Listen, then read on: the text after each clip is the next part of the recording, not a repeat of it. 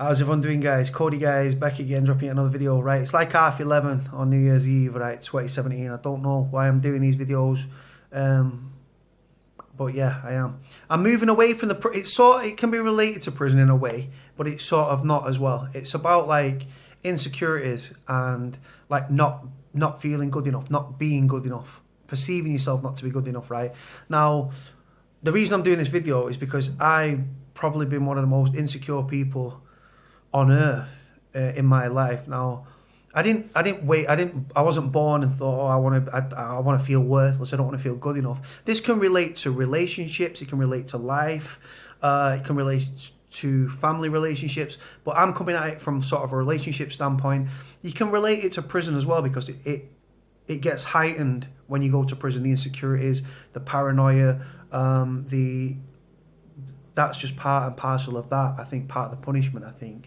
But yeah, so like I've grown up, guys, yeah, like never really had much in my life, not had nothing in my life. I wasn't raised with morals and principles, came from a broken home, was the black sheep of the family. And like, because I was bullied at school and stuff, right? Being bullied at school, me personally, I'm a big 6'4" guy now and I can fight like a good one, but when I was young, I was bullied profusely, massively, on a daily basis, relentlessly. So much so that I used to like stick my fingers down my throat, put a hot water bottle on my head, and then say to my mum, "Oh, I don't feel well," and then she take my temperature. I'm swilling hot water, like coffee around my mouth, trying to get out of school and stuff, right? Because I didn't want to go to school because I'm going to get bullied and tormented, right? And called names. But when you call somebody a name, right, it sticks with them. Right, and the more as life goes on and stuff, it chip bits off you. This insecurity starts to develop and stuff, right? You could be the most beautiful person on earth, right, and they've got insecurities, right? They don't feel good enough, they don't feel pretty enough. They go through cosmetic surgery, for example, because they don't feel attractive, right? Everyone else can look at that person and be like, "You are absolutely stunning," but it's not about what everyone else perceives. It's what that person sees when they look in the mirror, right? And the reality is, I don't care how like average looking you are. I don't care how good looking you are, right? When you look in the mirror, nobody looks in the mirror 100% and thinks, "Yeah, I am gorgeous. I am amazing," right? They might have a false confidence and come across that way, but it's a front. It's not real, right? Now, like I say, I've grown up, and like I say, everything that I've been through and stuff, relationships and stuff, when I've been cheated on, I'm like, so I give my everything. I give my loyalty, I give my faithfulness, I give my everything to a relationship, right? I'm in it like heart, feelings, emotions, a lot to get cheated on. So I'm thinking, well, and I start, rather than thinking that she's like a slapper, you start thinking, well, what's wrong with me? Why did she do that? And then you start thinking, well, maybe I'm not, because I'm not good looking, and she's gone for someone better looking and stuff, right? The fact is, we've all got qualities, right? And we've all got some great traits. Now, you get really good looking guys, right? That like, they're dull as dishwater, or they love themselves, right? And then they're a player and they're going to cheat on you, right? And they're the girls that, because we're shallow people and we go for looks and stuff. I'm talking about like women to men, men to women, right? You go for what you're attracted to, right? So you can go for someone that you find physically attractive, but what happens if you haven't got the traits there, the honesty, the loyalty, the faithfulness, the heart of gold, stuff like that, right? And like I say, people that have got this false bravado of, I'm great, I'm cocky, I'm cock of the walk, right? I'm God's gift to women. They're the ones that girls flock to, but they're the girls that end up getting played, right? Then you've got like average looking guys or rough and ready guys. Look at me, for example, right? Like, I know that I am not the best looking, right? But nobody is, right? And you know what the thing is, right? If people saw past the looks and get to know the personality, I've got amazing traits, right, that girls look for. I'll give you loyalty you only get from a dog. I'm faithful. I don't play mind games. I've got an heart of gold, you know what I mean? I'm not an head fuck, I'm not a player, I'm not a cheater. I won't tell you what you want to wear to get you into bed and then fuck you off. And many guys are like that. There's so many great guys in the world that get overlooked because they're not the best looking, right? But the thing is, if you say to a woman, right, what's your type? Women say, I don't have a type. I just like what I like. For me, it's about personality. Switch the coin, flip the coin over. Ask a guy what he looks for. Well, I want it to be slim, size 8 to 10, big boobs, nice ass. You know what I mean? And it's like, because guys, we're like, it's a shallow thing. It's about looks for us, right? And there's a saying, guys go for women fall in love with what they hear, and guys fall in love with what they see, right? And what I mean by that is, and what they say then is, that's why men tell lies and women wear makeup, right? That's the saying. Now, being insecure is the most horrific thing in the world, because you could be in a relationship, that relationship could be so long lasting and that could be your soulmate, right? But your own insecurities make you feel not good enough, right?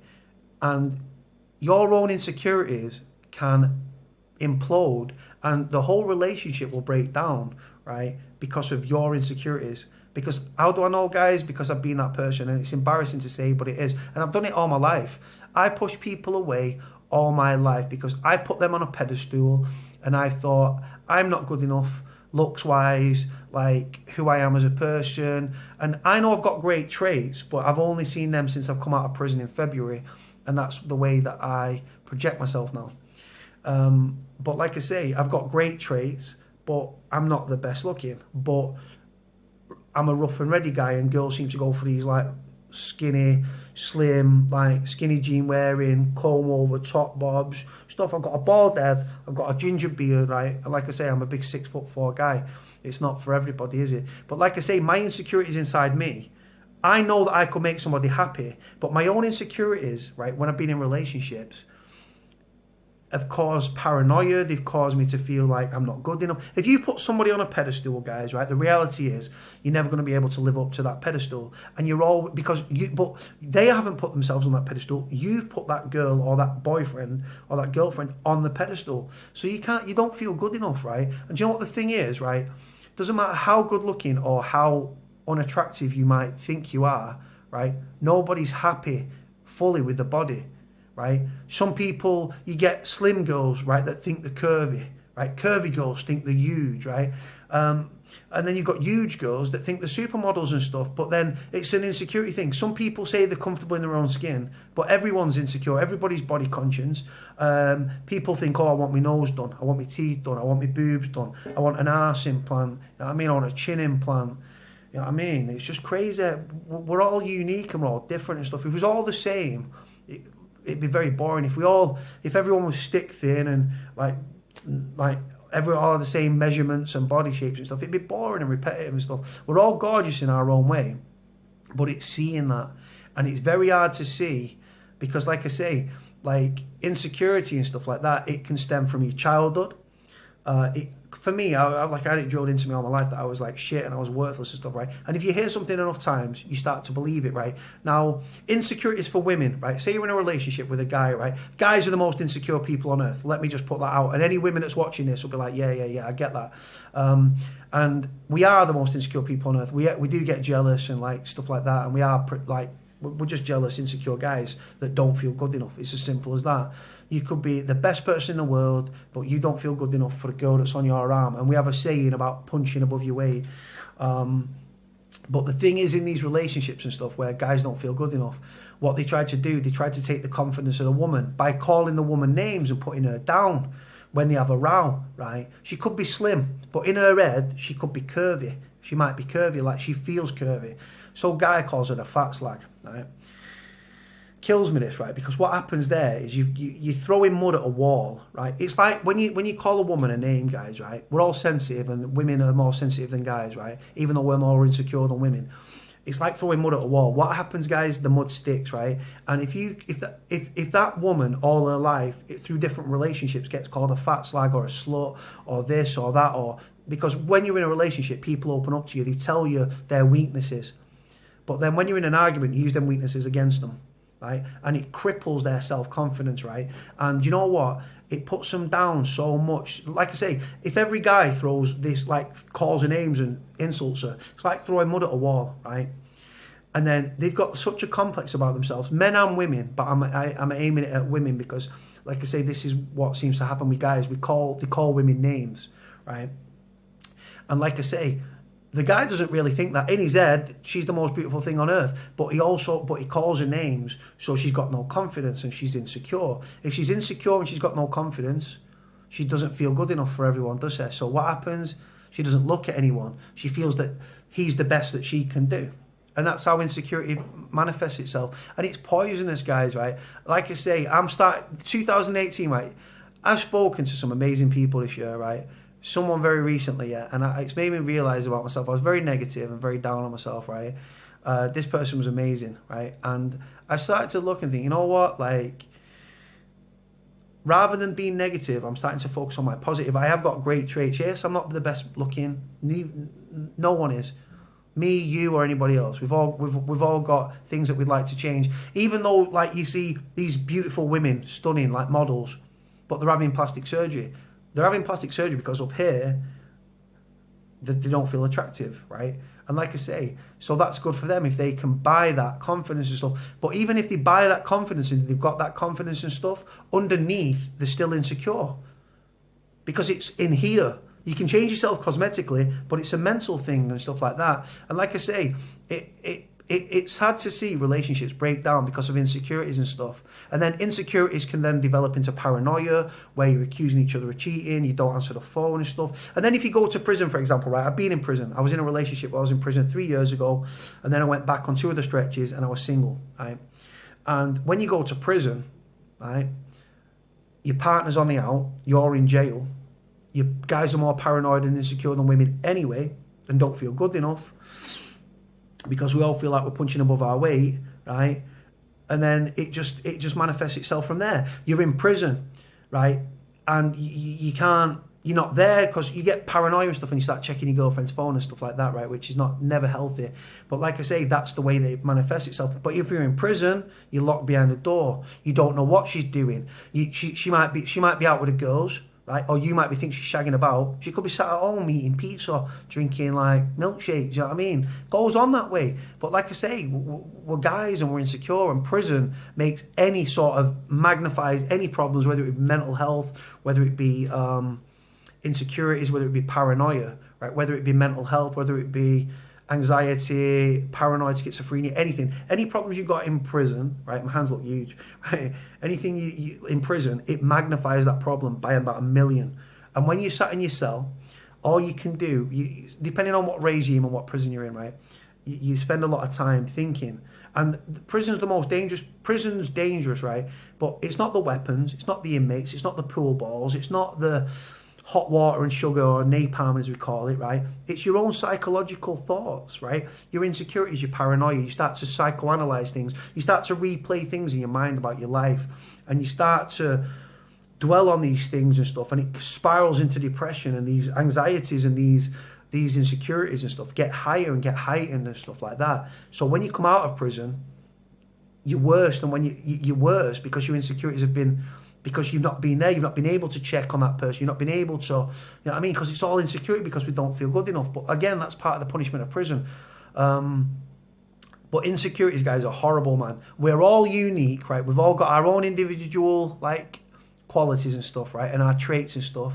And I like that, right? Like I say, I know to look at, right? I'm rough, yeah? I've got a big nose, I'm a rough lad, you know what I mean, bent through fighting and stuff, right? I'm not the best looking, right? But to somebody, they'll be like, yeah, he's good looking. But then you've got to, is the personality to match? Have they got the qualities that you're looking for?